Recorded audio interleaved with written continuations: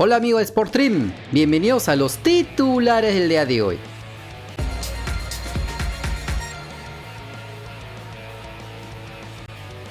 Y aún en las promesas peruanas, en la delantera nacional, Juan Pablo Goycochea, siguen saliéndole más pretendientes. Como se recuerda, luego de su buena performance en la Copa Mitad del Mundo en Ecuador, donde llegó a anotar 4 goles, llamó la atención de varios clubes extranjeros, y a sus 17 años es uno de los futbolistas con más proyección en el fútbol peruano.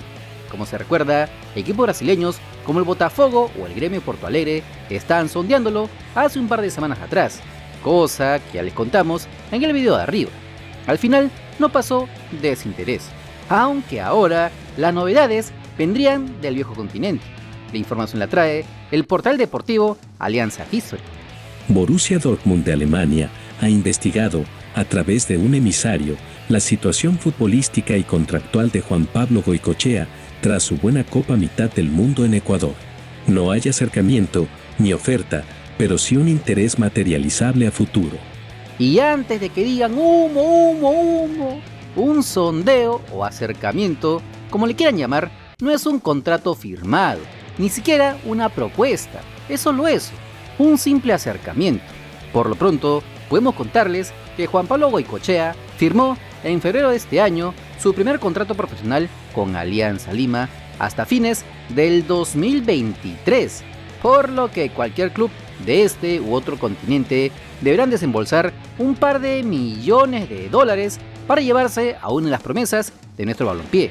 Aunque si Goycochea tiene un buen sudamericano sub-20 a inicios del próximo año, no les quepa la menor duda que más de una oferta va a tener.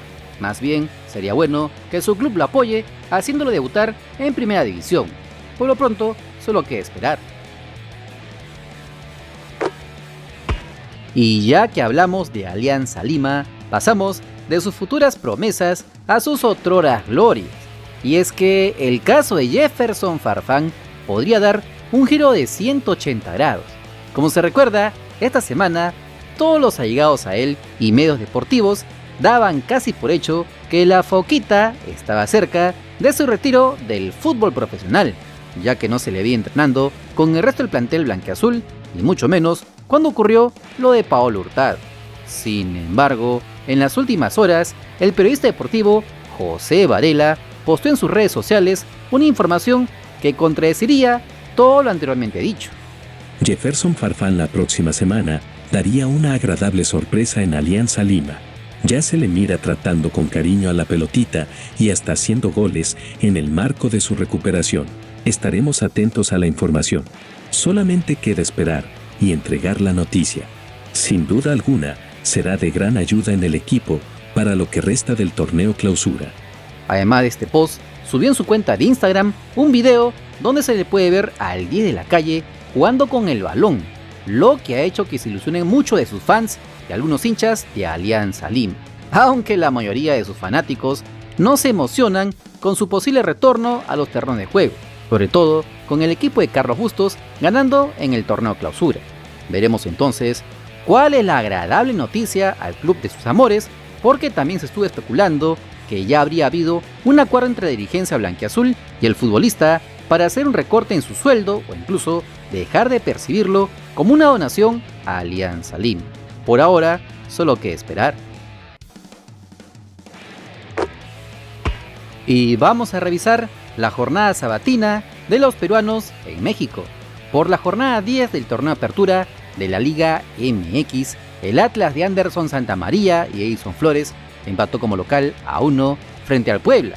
El volante nacional fue titular, jugó hasta los 60 minutos, cumpliendo una regular actuación, ya que no trascendió en la ofensiva de su equipo, donde apenas remató una vez al arco rival y muy pocas veces se pudo asociar con sus compañeros para generar fútbol y marcar algún tanto. Por esto se fue en el complemento. Mientras que el defensa nacional también fue titular, pero jugó hasta los 78 minutos, cumpliendo una buena actuación después de muchas lunas, ya que dentro de una saga rojinegra muy frágil, fue lo mejorcito, despejando el peligro de su área, incluso un par en la línea de gol, interceptando balones bloqueando disparos, ganando en la mayoría de los individuales, friccionando como le conocemos, donde se le pasó la mano en una falta cuando el rival se iba con peligro hacia su área. Bien se pudo ir expulsado porque fue una falta artera desde atrás. Tal vez por esto sería cambiado para evitar que se vaya expulsado. La cosa es que a esa altura el partido ya estaba empatado con los tantos de Martín Barragán y de Julián Quiñones. Con este resultado, el equipo zorro es 14º con 9 unidades y la próxima fecha visitarán al Pachuca el 25 de agosto. Y ahora sí vamos a la goleada, a la humillación, a la masacre, a la derrota histórica de Cruz Azul de Luis Abraham frente a la América de Pedro Aquino, aunque no se llegó a dar el duelo de peruanos en México porque el técnico de las Águilas no le dio la gana de hacer ingresar a la Roca Aquino y lo mantuvo en la banca de suplentes todo el encuentro. Pero el que sí debió haber preferido no jugar este partido es el central zurdo, ya que fue uno de los titulares jugando los 90 minutos y no hay que decir que cumplió una de sus peores actuaciones en toda su carrera profesional, sin bloqueos, intercepciones, despejes o duelos ganados, aunque estuvo jugando nuevamente como lateral por izquierda. La cosa es que no pudieron resistir más de 20 minutos, ya que los 15 ya perdían con el tanto de Richard Sánchez. Pero cuando cayó el segundo, en pies de su ex compañero y gloria de la máquina cementera, Jonathan el Cabecita Rodríguez, se cayeron anímicamente, acabando el primer tiempo con la goleada en pies de Diego Valdés. En el complemento, los cementeros entraron ya rendidos, parecían Alianza Lima contra River en el Monumental, entregados a que les revienten el arco, y Henry Martín, Álvaro Fidalgo, Federico Viñas y Salvador Reyes les hicieron el favor, porque el fiasco de la era Diego Aguirre habría acabado. Sí, una fuente muy confiable de Cruz Azul me confirma que Diego Aguirre no seguirá en la dirección técnica de la máquina celeste después de la escandalosa goleada 7-0 frente a las Águilas del América esta noche en el Estadio Azteca. Es la peor derrota en la historia de Cruz Azul. Se había comido en alguna ocasión 6 del Fénix en una Copa Libertadores, pero no había recibido 7 y menos de su máximo rival deportivo. Todavía no está claro, Ciro, si la decisión es un cese, si es una renuncia, si es una decisión de mutuo acuerdo, pero una fuente muy confiable en Cruz Azul me confirma que Diego Aguirre no seguirá siendo director técnico de la máquina. ¿Para esto se fue Juan Reynoso? Ahí está pues. Sigan diciendo ratonero, ratonero, ahí está pues. Y esto también va para la selección peruana, mucho ojito. Otro tema es el de Luis Abraham, ya que está a préstamo del Granada de la segunda división y la fanaticada mexicana, si antes de esto ya pedían que lo regresen a España, ahora piden su deportación en burro.